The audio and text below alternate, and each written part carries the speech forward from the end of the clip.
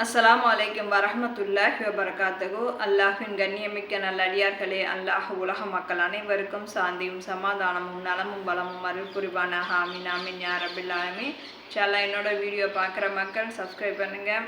இப்போ தான் உங்களால் எங்களுக்கு கொஞ்சம் பயன் கிடைக்கும் அல்ஹம்துலில்லாஹ். இன்றைய தலைப்பு மாதவிடாய். விளக்கம்.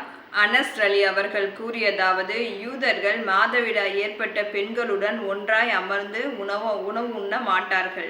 வீடுகளில் அவர்களுடன் ஒட்டி உறவாடாமல் ஒதுங்கி இருப்பார்கள். எனவே நபி தோழர்கள் இது குறித்து நபி அவர்களிடம் கேட்டனர். அப்போது நபியே, மாதவிடாய் பற்றியும் உம்மிடம் கேட்கின்றனர். அது ஒரு தொந்தரவாகும். எனவே மாதவிடாய் காலத்தில் பெண்களை விட்டு இல்லறத்தில் ஈடுபடாமல் விலகிவிடுங்கள் என்று தொடங்கும் அத்தியாயம் 222 அல் பக்ராவில் வசனத்தில் அல்லாஹ் அருளினான். அதையடுத்து அல்லாஹ்வின் தூதர் நபி ஸல்லல்லாஹு அலைஹி வஸல்லம் அவர்கள் தாம்பத்திய உறவை தவிர மற்ற காரியங்களை செய்து கொள்ளுங்கள் என்று கூறினார்கள்.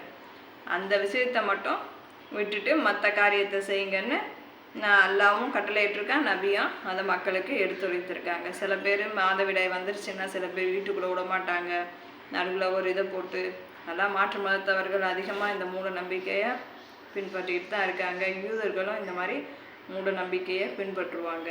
அதை தான் அல்லாஹ் சொல்கிறான். அந்த மாதிரி பெண்களை அந்த மாதிரி ஒரு செயலை செய்யக்கூடாதுங்கிறதுனால தான் மாதவிடாயில் இதெல்லாம் ஒரு பெரிய விஷயம் இல்லை. அந்த தாம்பத்தியத்தை மட்டும் தவிர்த்துக்கிட்டு மற்ற எல்லாத்துலேயும் பெண்கள் எப்படி வீட்டில் நார்மலாக இருக்காங்களோ அதே மாதிரி அந்த டயத்துலையும் அவங்க நார்மலாக இருக்கலாம். ஏன்னா பெண்களுக்கு அந்த வலி வரும்போது அவங்களுடைய உடம்பும் சரி அவங்க மனநிலைமையும் சரி ரொம்ப கஷ்டமாக தான் இருக்கும். அந்த டயத்தில் அவங்கள ஒதுக்கி வச்சு இன்னும் நீங்கள் கஷ்டப்படுத்தக்கூடாது. அதைத்தான் அல்லாஹ் நம்மளை மற்றவங்கள கூட கஷ்டப்படுத்தக்கூடாதுன்னு அல்லாஹ் எவ்வளோ தெளிவாக அல்ஹம்துலில்லாஹ் நமக்கு சொல்லியிருக்கான் பாருங்கள்.